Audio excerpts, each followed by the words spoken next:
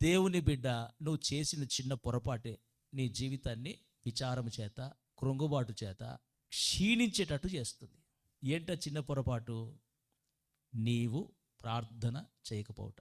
నీ కష్టాన్ని, నీ ఇరుకును బట్టి నీవు దేవునికి మొర పెట్టకపోవటను బట్టి.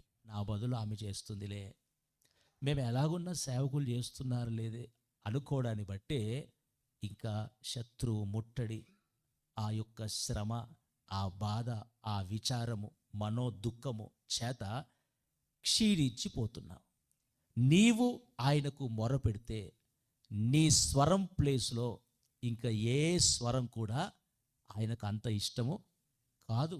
నీ స్వరమే ఆయనకు ఇష్టము. హల్లెలూయా, హల్లెలూయా.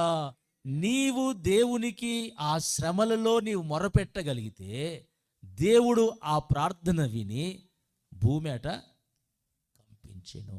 దేవుడు ప్రార్థన వినేవాడు మాత్రమే కాదు, మనుషులు నీ మొర వింటారు, కానీ జవాబు ఎవరు ఇవ్వలేరు.